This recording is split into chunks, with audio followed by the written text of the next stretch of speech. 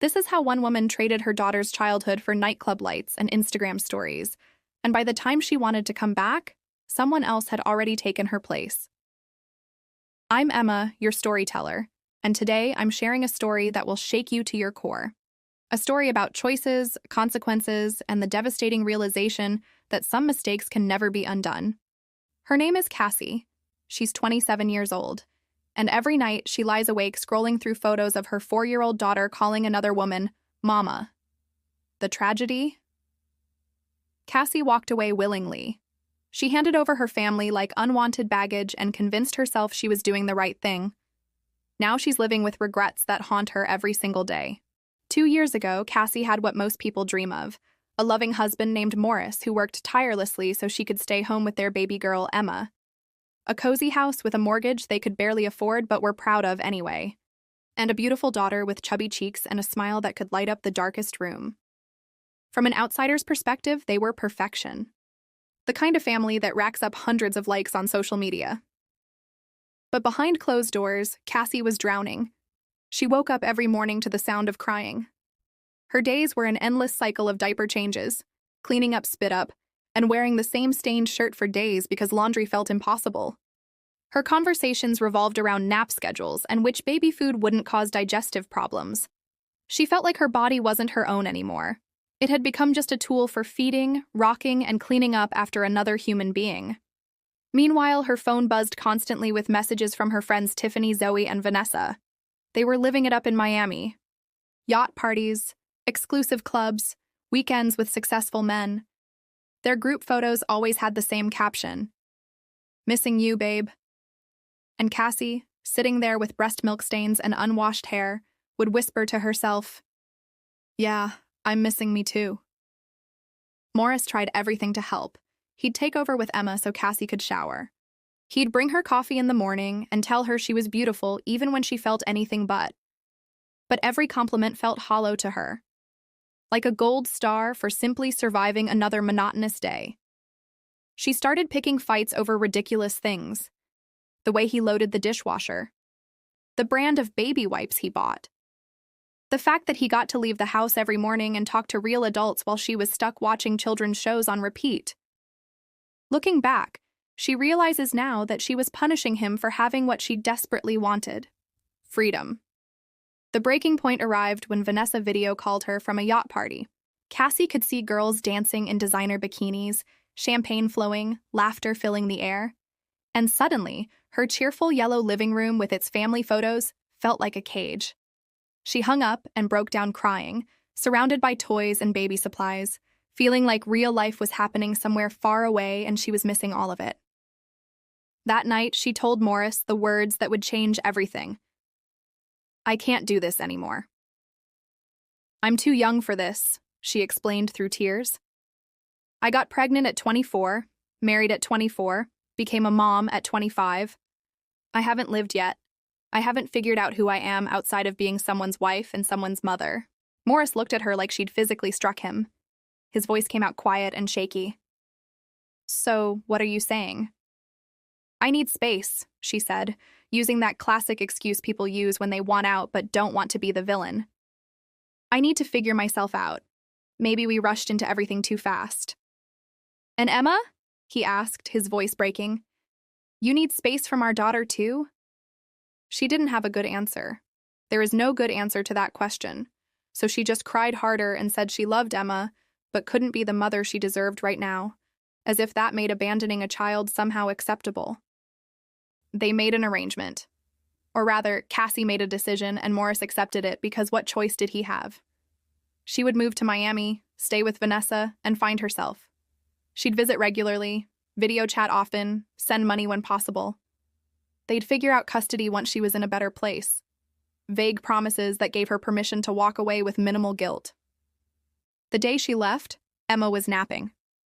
Cassie kissed her forehead, breathed in that sweet baby smell one last time, and heard a tiny voice in her head screaming that she was making the biggest mistake of her life.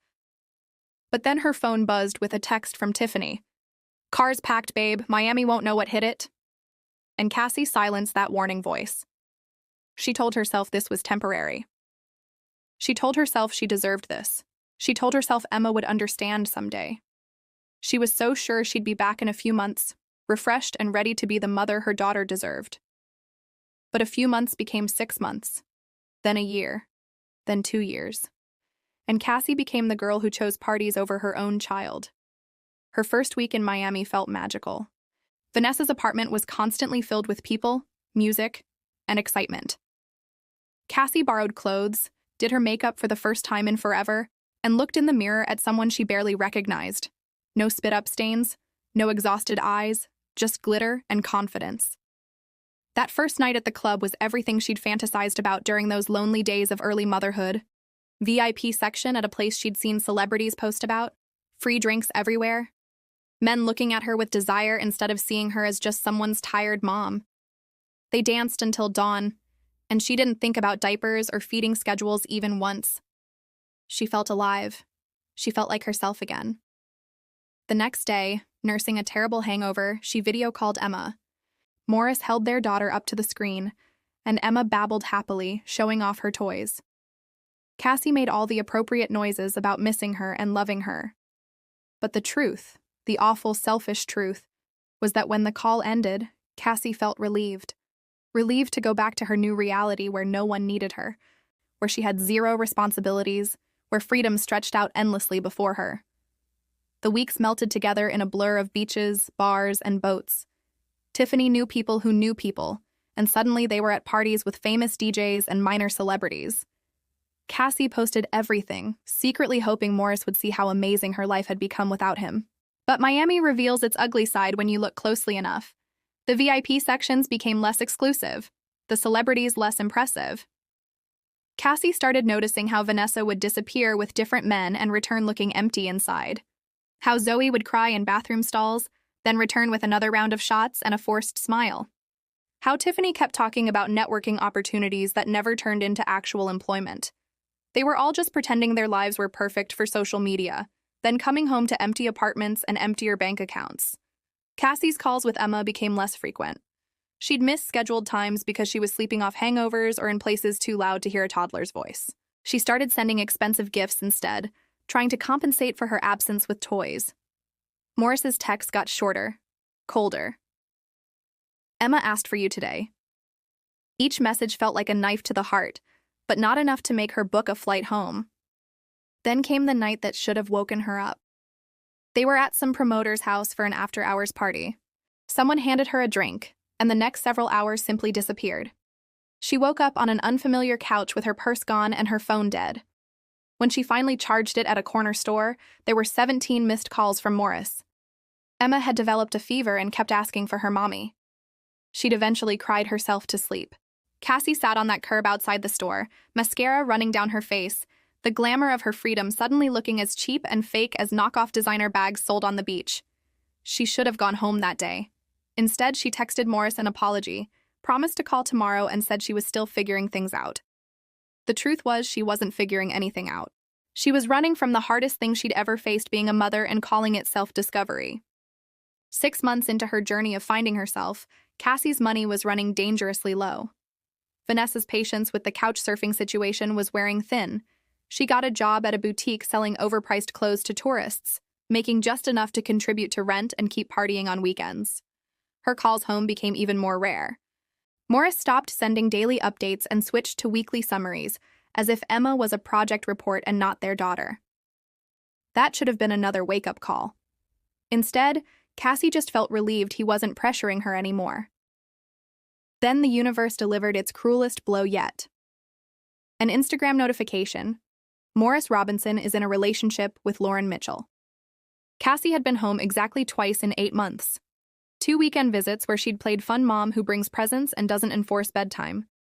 2 weekends where she'd noticed how capable Morris had become managing Emma's entire schedule alone, cooking her favorite meals, knowing exactly which stuffed animal she needed for sleep. He didn't need Cassie's help or advice. He'd adapted to single fatherhood with impressive efficiency. During her second visit, he'd mentioned a co-worker who sometimes helped with Emma. Just casual comments. Lauren recommended this book. Lauren knew a great pediatric dentist. Cassie hadn't thought much of it, just another mom from daycare or something. She was wrong, so incredibly wrong. She immediately stalked Lauren's profile. Lauren Mitchell, 24, kindergarten teacher. Her page was filled with inspirational education quotes and photos of classroom projects. She was naturally pretty with curly hair, minimal makeup, and a genuine smile. The complete opposite of the heavily contoured, filtered faces Cassie had surrounded herself with in Miami. Their relationship announcement photo destroyed her.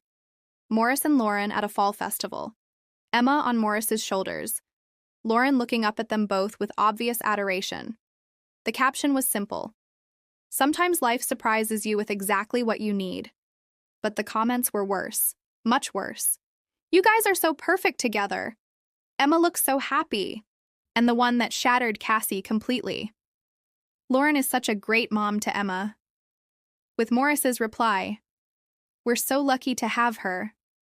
Cassie called Morris that night, her voice shaking with anger and fear. You're letting her play mommy to our daughter? I've been gone for barely any time and you've already replaced me?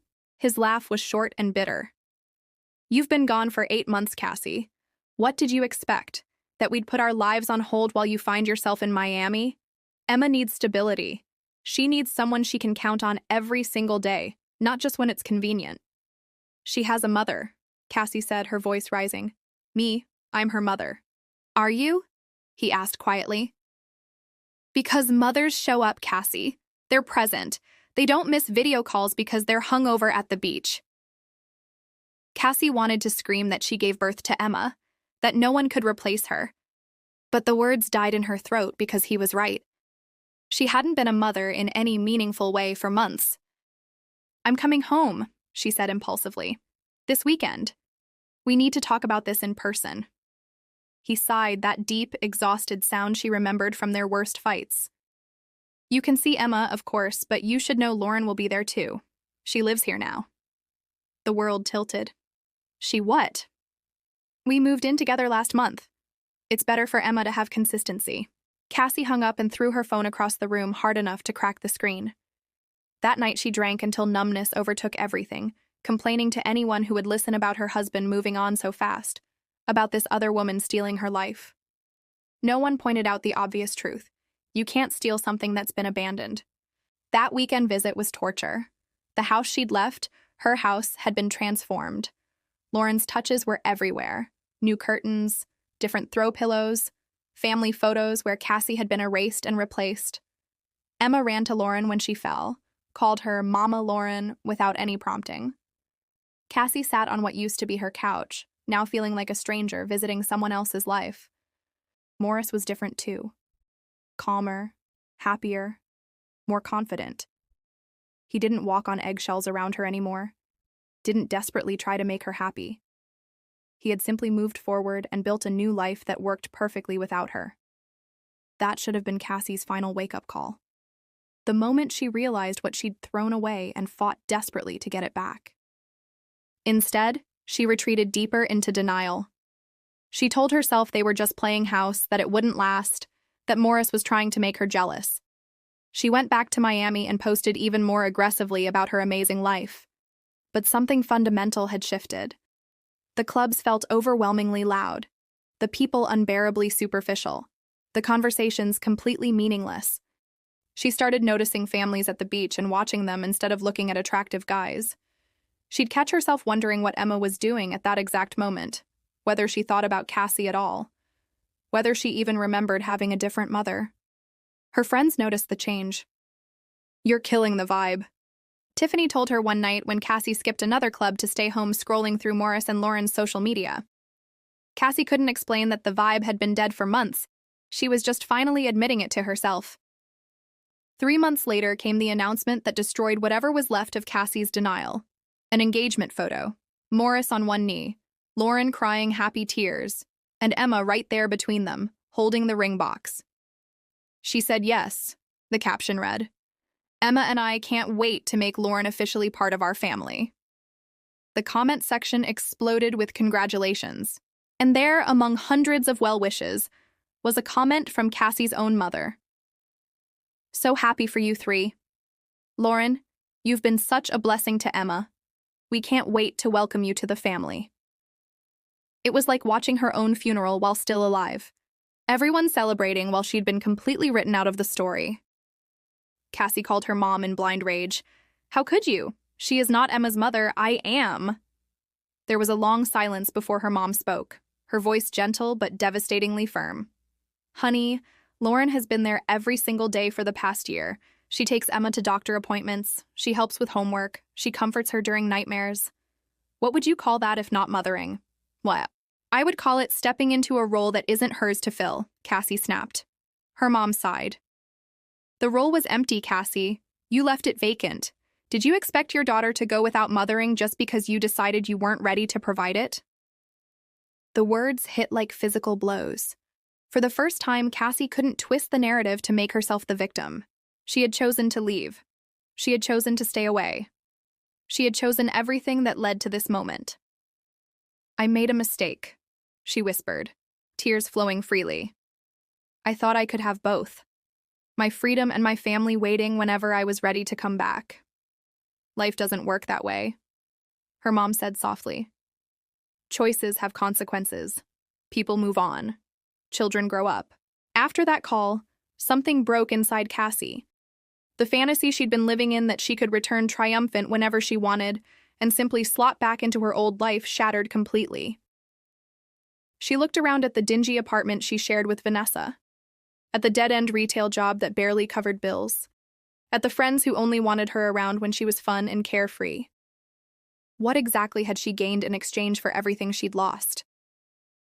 She tried one last desperate move. She showed up unannounced at what used to be her house, armed with Emma's favorite toys and a rehearsed speech about being ready to be a mother now, about wanting to come home. But the family that greeted her wasn't hers anymore. Emma hid behind Lauren's legs, suddenly shy around the woman who gave birth to her. Morris stood in the doorway with his arms crossed, no longer angry, just tired. You can't keep doing this, he told her quietly, while Emma and Lauren played in the other room. You can't drop in and out of her life whenever you feel like it. It confuses her. It hurts her. I'm her mother, Cassie said, the words sounding hollow even to herself. Biology doesn't make you a mother, he replied. Being there does, and you haven't been there. He showed her papers, custody papers, giving him primary physical custody. She'd have supervised visitation rights every other weekend, no overnight stays until she could prove stability. You're taking my daughter away from me? She asked, incredulous. His laugh was sad. Cassie, you gave her away. I'm just making it official so she has the security she deserves. Cassie wanted to fight, to scream, to demand what was rightfully hers. But as she watched Emma playing happily with Lauren, completely comfortable and content, the fight drained out of her. What kind of mother would disrupt her child's happiness just to soothe her own guilt? She signed the papers. It was the first truly selfless thing she'd done for her daughter since the day she left. That was 6 months ago. Now Cassie is back in her hometown, living in a small apartment, working an office job she hates. She sees Emma every other weekend for carefully planned visits where Lauren is always present. The stability figure, the court calls her. Her daughter is polite but distant, like an aunt you don't see very often rather than the woman who carried you for 9 months. The wedding happened last month. Cassie wasn't invited, obviously, but her mom sent pictures. Emma was the flower girl, beaming in a tiny dress that matched Lauren's. There's one photo that keeps Cassie awake at night. Emma looking up at Lauren with total adoration as Lauren adjusted her flower crown, both of them laughing about something Cassie will never know. They're trying for another baby now. Morris posted about it on social media. All their friends commenting with excitement about giving Emma a little brother or sister. No one mentions that Emma already has a mother. That part of the story has been neatly erased, replaced by the fairy tale of Morris, Lauren, and their perfect family. Sometimes Cassie drives by their house, her old house, and sits in her car watching shadows move behind the curtains. She imagines what they're doing inside. Family dinners, movie nights, all the mundane, precious moments she threw away because she thought they were boring compared to Miami nightclubs. The irony is, she did find herself, just not in the way she expected. She found out she's the kind of person who can walk away from her own child, the kind of person who values temporary pleasure over lasting love. The kind of person who realizes what matters only after it's too late to get it back. Tiffany still calls sometimes, inviting her back to Miami. "It's not the same without you," she says. But Cassie knows what she really means. They need someone to share rent, someone to be the designated driver, someone to make them feel better about their own choices by comparison. Cassie stays in her hometown instead, in her empty apartment with its view of nothing, working her meaningless job, counting down days until her next supervised visit with a child who barely knows her. This is her real life now. The consequence of believing she could press pause on motherhood and resume whenever she felt ready. Last night, Cassie saw another announcement. Morris and Lauren are expecting twins. Emma is going to be a big sister. The photo showed Emma holding tiny baby shoes with a letterboard reading, "Our family is growing by 4 feet." Cassie didn't even know they were trying. No one tells her anything anymore. She closed her laptop and cried until she couldn't breathe. Not just for what she's lost, but for what she deliberately threw away. For the life she could have had if she'd just pushed through those hard early days of motherhood. If she'd asked for help instead of running away. If she'd understood that the mundane moments she was so desperate to escape are actually what make life worth living. Today is Emma's 4th birthday. Cassie is allowed to attend the party for 1 hour with her mother there to supervise. She's bought an expensive gift she can't afford, wrapped it beautifully, and practiced her smile in the mirror so no one will see how broken she is inside. She tells herself it's not too late. That someday when Emma is older, she can explain. That maybe Emma will understand and forgive her. That maybe she can still be some kind of mother even if she's lost the right to be called mom. But deep down, she knows the truth. Lauren is Emma's mother now in all the ways that matter. Cassie is just the woman who visits sometimes, who brings presents, who tries too hard. The woman with regret carved into every line of her face, the cautionary tale. Cassie said she didn't want to be a mom at 25. Now she's 27, and all she wants is what she threw away. A chance to watch her daughter grow up, to be the one Emma runs to be part of the everyday moments she once found suffocating. Instead, she watches from the sidelines as another woman lives her life, loves her child, and builds the family Cassie could have had. And the worst part? Lauren does it better than Cassie ever did. She appreciates what Cassie discarded. She treasures what Cassie took for granted. That's Cassie's legacy. That's the consequence of believing she could have everything on her own terms, without sacrifice, without compromise, without showing up. So here she sits, alone in her apartment, scrolling through their perfect family photos, wondering how different everything could have been if she'd just stayed. If she'd understood that freedom isn't found in nightclubs or Instagram likes or casual relationships. True freedom is the choice to commit, to love deeply, to show up even when it's hard, especially when it's hard. Cassie made her choice. And now Morris, Emma, and Lauren are living with the result. This story reminds us that some choices can never be undone. That children grow up whether we're there or not. That the people we take for granted won't wait forever. If this story moved you, if it made you think about your own choices and priorities, please take a moment to like this video. Share it with someone who needs to hear this message, and subscribe to so you never miss another story that challenges us to think deeper about life, love, and the consequences of our decisions. I'm Emma, and I'll see you in the next story. Remember, every choice shapes your future. Choose wisely.